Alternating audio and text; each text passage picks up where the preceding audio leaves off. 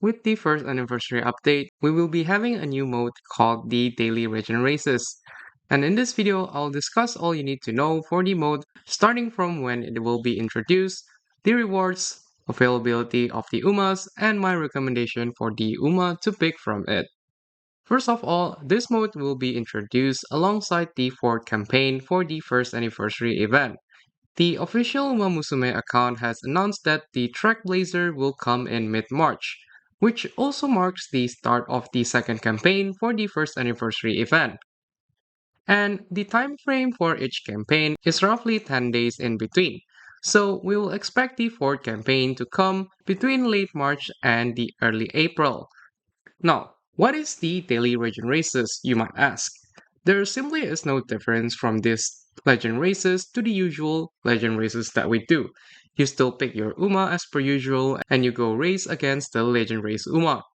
Winning this race will give you one sharp piece of the Uma. For the first time clearance, you will also get an additional 10 piece and 150 carats. So in total, since an Uma needs 150 pieces to unlock from scratch, if you don't have any piece beforehand, you will need about 140 days in total, or that's roughly about 5 months of daily legend races. Of course, you can shorten this time by a lot with the shards available from the sale of the shop or random shards from event, for example from the trainer events that we got bunch of shards of. And this will speed up the process of getting the Umas by a lot. This is what probably a lot of people have been asking for. Which Umas are available to pick from the daily region races when this mode comes out? The list of the Umas available are all from this list of 5 batches of the Umas. If you have noticed this, they are all previous legend races that we already did. It goes up from Special Week, Taiki Shuttle, McQueen, and up to the last batch, which is Salon Suzuka. Obviously, as the game progresses, they will add more batches of the previous legend races into the permanent ones. However, for this, I am not sure when they will add this due to the accelerated schedules and such, but expect about month's time frame between each batch being added into the list.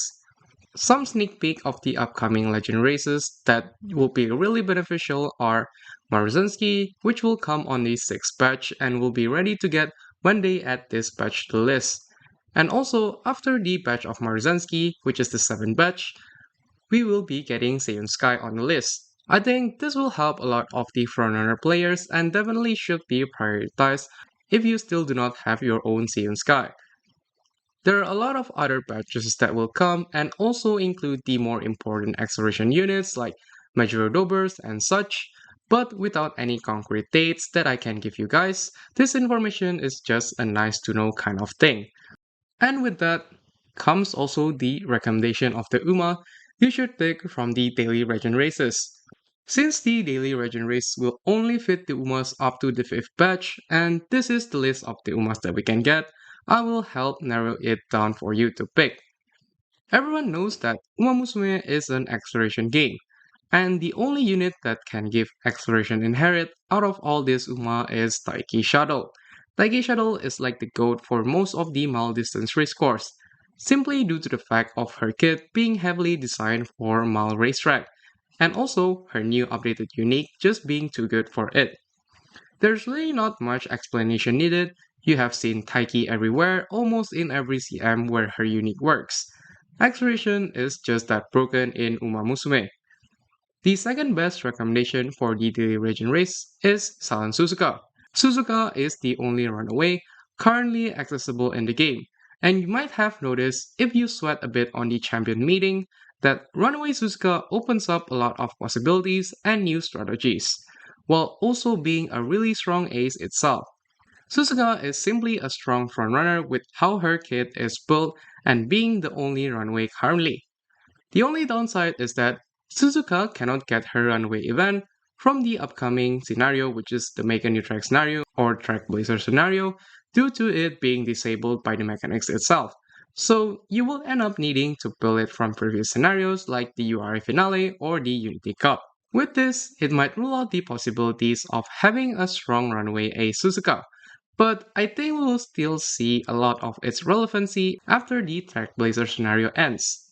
It's also not the end of the Runaway Suzuka, since you can use her as a blocker for frontrunners, or simply setting up the room pace as the chariot for your team. Looking at the other options, the Arumas are nice to have, but I wouldn't recommend going out of your way to farm them, considering each Uma may end up taking you 5 months in total, and you will just switch halfway to an Uma that gets added later on to the daily regen races that is more beneficial, like Saiyan Sky.